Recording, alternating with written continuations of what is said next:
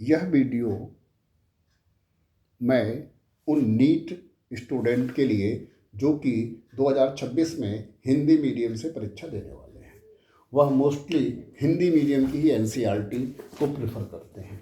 ये बायोलॉजी में कुछ ऐसे चैप्टर्स हैं जहाँ पे हिंदी और इंग्लिश दोनों एडिशन की एनसीईआरटी में बिल्कुल अपोजिट लिखा है।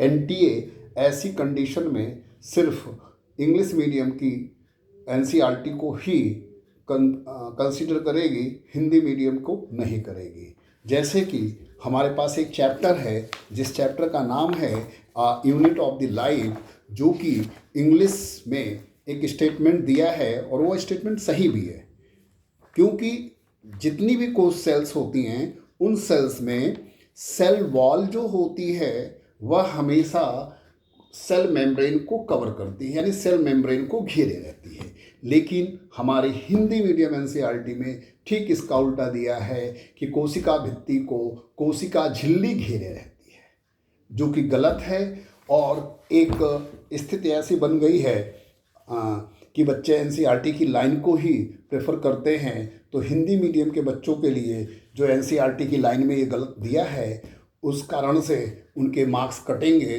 क्योंकि यह गलत लिखा हुआ है और इस गलती के साथ साथ वो हिंदी भाषा, वो भाषाई त्रुटि को के लिए एनटीए एनसीईआरटी को जिम्मेदार नहीं मानेगी। और वह इंग्लिश में जो स्टेटमेंट दिया गया है, इंग्लिश में जो स्टेटमेंट दिया गया है कि prokaryotes have a cell wall surrounding the cell membrane, ठीक है, सराउंडिंग द सेल मेम्ब्रेन।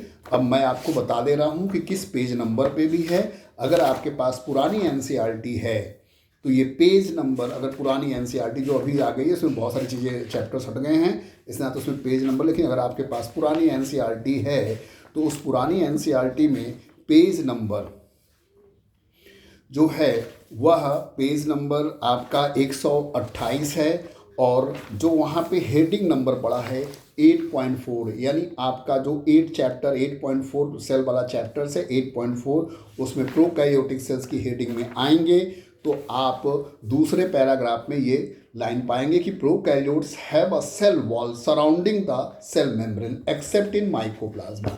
लेकिन जब आप इसका मतलब आप समझिएगा, इसका मतलब ये होता है कि सेल वॉल, प्रोकैरियोटिक में सेल वॉल पाई जाती है जो कि सेल मेम्ब्रेन को घेरे रहती है।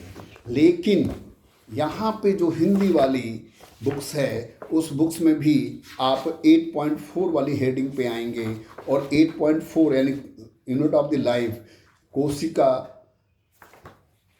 जीवन की इकाई है, यानी जीवन की इकाई, कोशिका जीवन की इकाई। जब आप इसमें आएंगे तो इसमें हिंदी वाली किताब में, जो पुराने आपके पास हिंदी की किताब होगी, तो उसमें अगर आप देखते हैं तो यहाँ पर लिखा है कि प्रोकैरियोट में कोशिका भित्ति होती है जो कोशिका झिल्ली से घिरी होती है, केवल माइकोप्लाज्मा को छोड़ करके।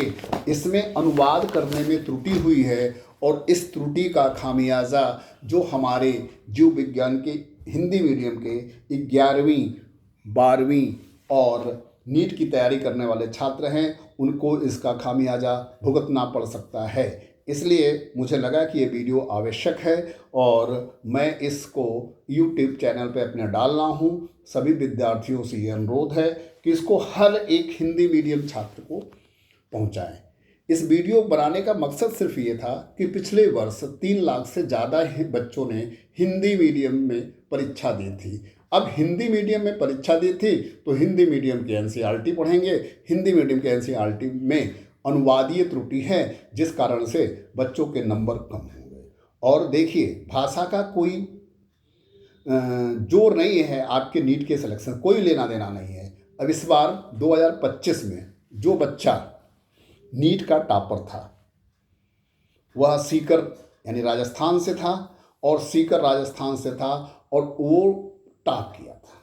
अब वो उसने टॉप किया है, ऐसा नहीं कि जो इंग्लिश मीडियम में पढ़ रहे हैं वो बच्चे ही अच्छे होते, हिंदी मीडियम वाले बेकार। देखिए, मेहनत, आत्मविश्वास और लगन, अगर ये तीनों चीज़ें आपके पास है तो आप हिंदी मीडियम में भी बहुत अच्छा कुछ कर सकते हैं। समय समय पर मैं ऐसे वीडियो बनाता रहूँगा, और हमारे YouTube चैनल पे आपको हिंदी में भी नोट्स और